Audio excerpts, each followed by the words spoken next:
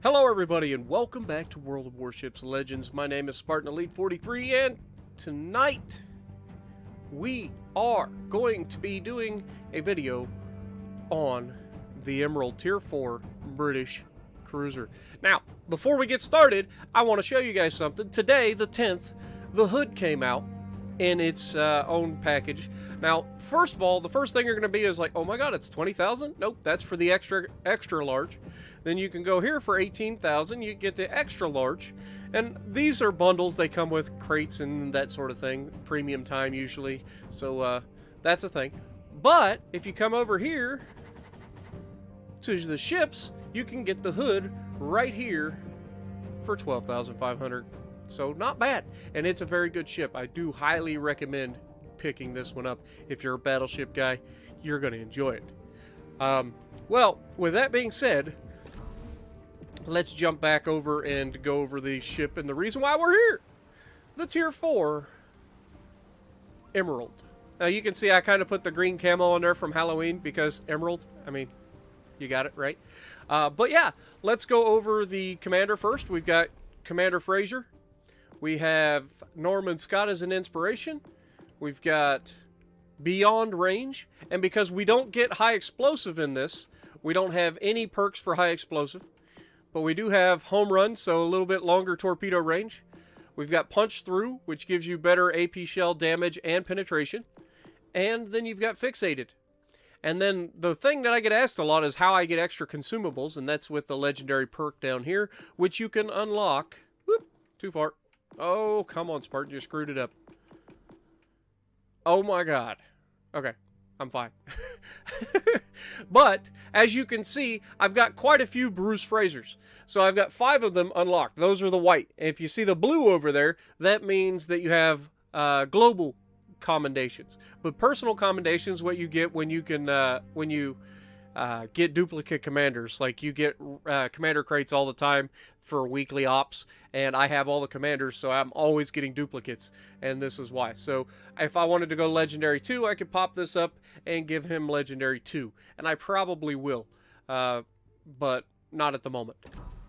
You can't use regular commendations for a global commendation, except when the commander is completely maxed out. So if you've got a Legendary 4 commander, then you can use his towards, and I think you have to convert him, so I think you have to pay to convert him.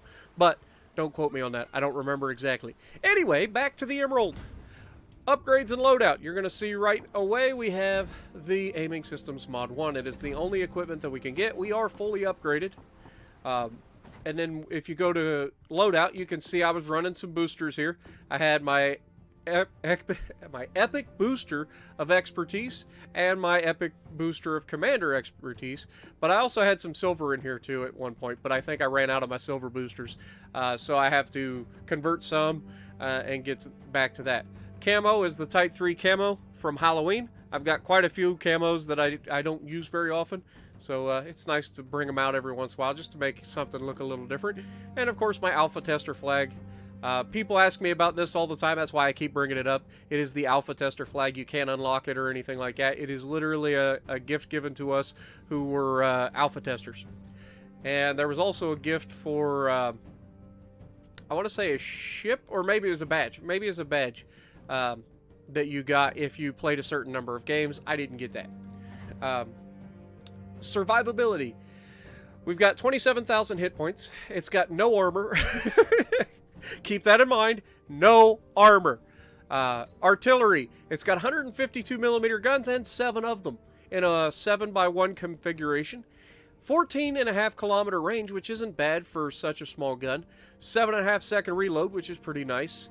18 second turn time for the turrets, so they turn pretty decent.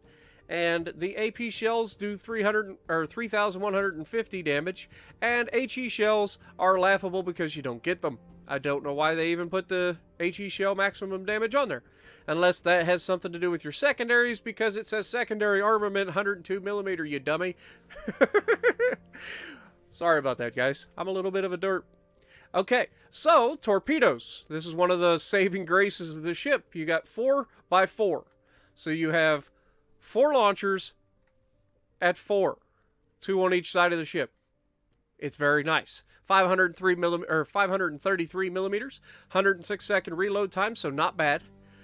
Maximum damage is 15,733, and they reach out to 6.3 kilometers with our current build, doing 59 knots. So not the fastest torps you're ever going to see, but they're good in a pinch, and you will be in a pinch quite often because this thing the whole point of this ship is an ambusher. You don't want to be slugging with people. You're not gonna enjoy it. Trust me, because I didn't enjoy it. Maximum speed is 33.5 knots, so right there for a cruiser. A little bit slow, if I'm honest, for a light cruiser. It's supposed to be a light cruiser, but 33.5 knots is not that bad. Turning circle, not the greatest. 7.8 second rudder shifts, not bad. Concealment, 10 kilometers. I believe the British cruisers have a better concealment than most cruisers do. So not bad. 10 kilometers isn't bad. 6.2 by air. 2 kilometers guaranteed, that's normal. And detectability while firing in smoke is 4.7, which isn't bad for a cruiser. Now, sequential. Torpedoes can be launched one by one. This is a British-only thing. As far as I know, this is the only line that gets them. As far as the British line is the only line that gets torp by tube is what it's called, where you launch each torpedo separately if you want. This does get that, which is nice. Flare for piercing, equipped with armor-piercing shells only. We'll talk about that when we get into the gameplay. Paper thin, high-caliber shells overpin the armor without arming, causing minimal damage. Tell that to my ship. It may be paper thin, I'm not going to argue that, but they arm more often than I care to bring up. Now, the Emerald, the most advanced British light cruiser among those designed during World War I. This ship's powerful propulsion allowed for high speeds. Her larger displacement helped strengthen the cruiser's artillery and torpedo armament, as well as equip her with aircraft handling gear. And there were 2 ships in the series, entered service in 1926. So, without further ado, let's get to the gameplay. Alright, so, first of all, let's get down to the brass tacks. I do not like this ship.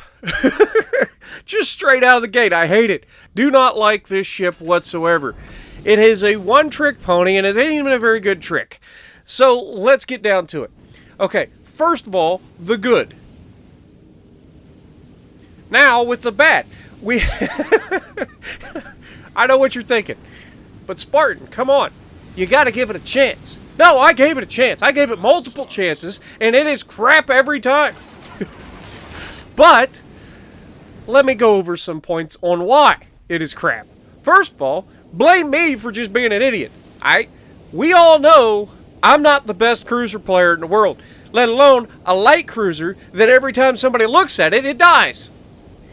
But, without that, we have a light cruiser that has okay torpedoes, has a smoke screen, but I never seem to get a chance to actually put that to use because I'm usually a solo player, and I was actually in a division this time.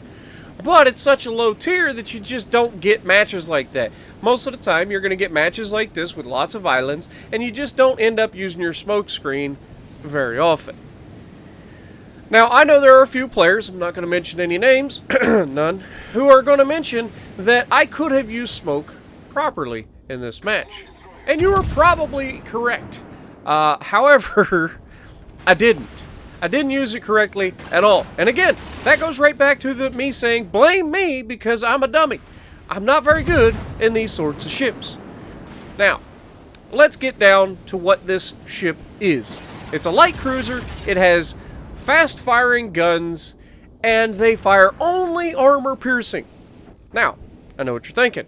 But Spartan, it's a good armor-piercing. No, it's not! It's really not! You will shatter so many rounds that it'll make you cry. I'm not gonna lie. When you shatter rounds off the sides of cruisers, it's not good armor-piercing. I'm just saying. But I know what you're thinking. But Spartan, it can't be that bad, right? You're right. It isn't as bad as I make it out to be. but it sure feels like it. It sure does feel like it. It's rough. Now there we get some good hits. We get 3 hits, 3 penetrations, but no citadels. On a broadside of an Omaha with armor piercing, and we didn't get any citadels. What? Now, take the Danae. Broadside on. Armor piercing loaded, because it's all we got. And what do we get? What do we get? Nothing! Did I mention that these guns are stupidly inaccurate for cruiser guns? Okay. Now I have. They are not accurate at all. And when I say they're not accurate, I mean I have missed a ship at 7 kilometers. Broadside on. How is that even possible with a cruiser? Like, I get it, in a battleship, it's RNG. Sometimes you hit them all, and sometimes you don't hit any. That's just the way it happens in a battle. But with 152mm guns, and your only round is armor piercing, and you've put yourself in a position to be at your best, and you get let down by the ship over and over again? It's rough. So I will be honest, I did not enjoy my time in the Emerald. Thank God it's gone. I don't want it. Don't want to have it. It's not a good ship. You can tell it's old. It feels old. Feels like somebody ought to put it under a blanket. It's a little chilly is all I'm saying. Emerald comes around the corner, gets a great shot right into me while I'm angled, might I say. Like, that was angled shot and got multiple hits and put a hurting on me. Now, notice that I just absolutely pelt the man, and I'm giving him more angle now than I ever have. I'm going completely broadside, and we finish him off, and he gets another shot off and gets another hit on us. So, while we were able to take a lot of damage there and dish it out in quick succession, that is the only time that you're ever going to feel like that's a common thing. If you ambush another cruiser broadside on at that kind of range, because if you're shooting at distance, they're so wildly inaccurate, it's ridiculous.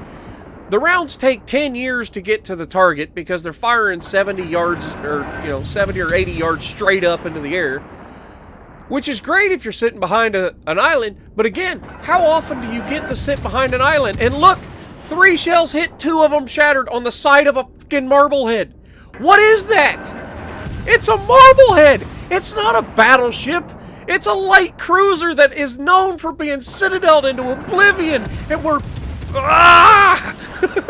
we're doing everything we're supposed to do. And we're just, nope, sorry, you're not allowed. Just shatter. Well, we got an overpin that time while he's angled away from us because, if you're not shattering your rounds, it's an overpenetration. Am I right? Of course I am. Don't tell me I'm wrong. Danae, in the base. Or no, he's not in the base. The destroyer is in the base. The Marblehead is in the base. Did I mention that I was divisioned up with Hivehound again in this one? Yeah, because I am. This is one of our matches from yesterday. Well, from Sunday at this point. It's not a fun ship to play. It really isn't. There is no room for error. And then even if you play the perfect game, it's mediocre at best. Like, this thing is not fun. But by the way, this isn't about me. This isn't about the ship. Even though it is a meet the ship. This is about Hivehound. Every time he's appeared on the channel so far, he's been exploded. Not his fault, it's just the way things go sometimes. So this is a match to also showcase that Hivehound does some crazy things. Now, I say that, and here comes the highlight of my game right here. This Orion has no idea that I even exist at this point. I put out 8 torpedoes. That's right, 8 torpedoes are on the way to that Orion. I immediately start shooting my guns at him. He still doesn't care that I even exist. Which is all the better for me, because if he hadn't looked at me, I'd be dead right now.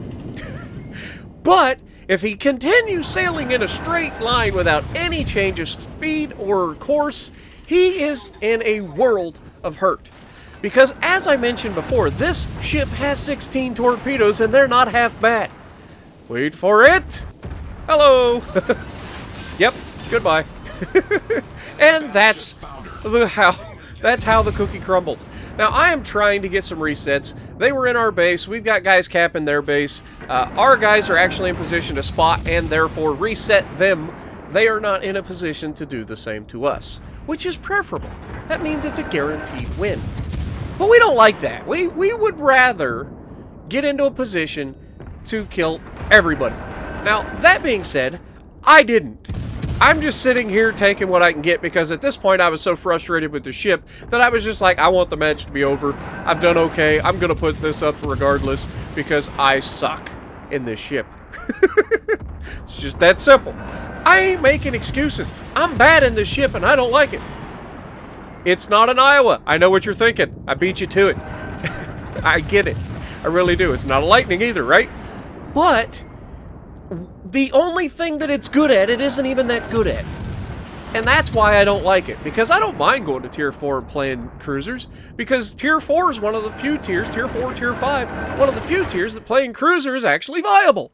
Because once you get above that, the repercussions of screwing up is just so incredibly short. Oh, by the way, Hivehound got a Kraken! Well done. Appreciate you, buddy. Thanks for carrying me and this god-awful ship. And if you like what I'm doing, punch the like button, leave a comment below, subscribe to the channel if you haven't already, and as always, I will see you in the next video.